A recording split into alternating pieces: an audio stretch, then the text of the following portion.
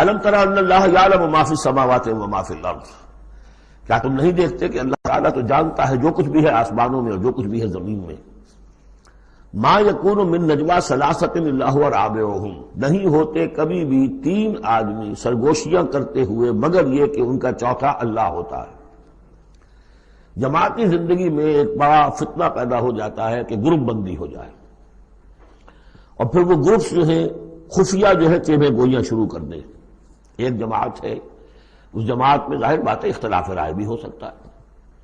لیکن اختلاف رائے کے لیے جو فورم ہے جہاں اختلاف رائے کا اظہار ہونا چاہیے وہاں اختلاف کیا جائے، اس کے قواعد و ضوابط کو ملحوظ رکھتے ہوئے۔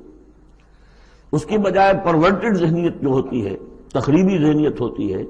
وہ یہ ہے کہ اپنی ایک علیحدہ سے لابی بنا کر اور اپنے ہی مشورے کر رہے ہیں، گفتگویں کر رہے ہیں، تاکہ اپنے خیال میں تو اور پختہ سے پختہ ہوتے چلے جائیں۔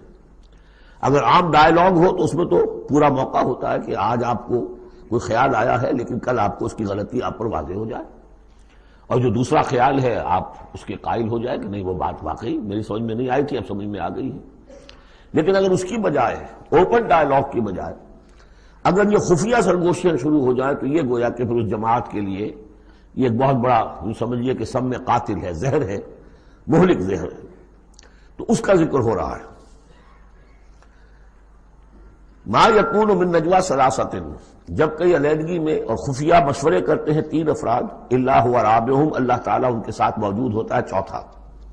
ولا خمسۃ الا هو سادسهم، نہیں ہوتے کوئی پانچ مگر یہ کہ ہوتا ہے اللہ چھٹا،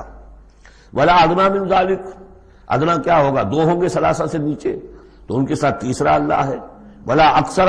اس سے زائد ہو تب بھی اگر وہ خفیہ میٹنگز ہو رہی ہیں اور خفیہ سرگوشیاں ہو رہی ہیں تو اللہ تو ان کے ساتھ ہے، ہوا معہم اینما کانوا، یہ وہی الفاظ آ گئے جو سورہ حدید میں بھی آئے تھے، ہوا معکم اینما کنتم، الا ہوا معہم اینما کانوا، وہ تو موجود ہوتا ہے ان کے ساتھ جہاں کہیں بھی ہوں۔ ثم ینبئہم بما عملوا، پھر ان کو بتا دے گا، جتلا دے گا جو کچھ کہ انہوں نے عمل کیا تھا قیامت کے دن۔ ان اللہ بکل شیء علیم، یقینا اللہ ہر چیز کا علم رکھتا ہے۔